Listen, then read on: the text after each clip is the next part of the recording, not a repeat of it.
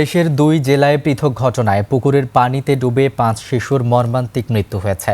বগুড়ার কাহালুতে ভাই বোন সহ ৩ শিশু এবং মাগুরার মোহাম্মদপুরে ২ শিশুর প্রাণহানি হয়েছে।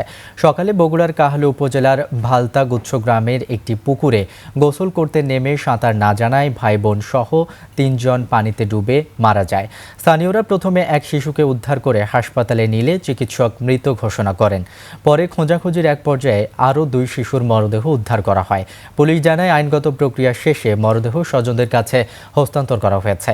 একই দিন সকালে মাগুরার মোহাম্মদপুর উপজেলার মৌসা গ্রামে বাড়ির পাশে খেলতে গিয়ে পুকুরে পড়ে ২ শিশুর মৃত্যু হয়।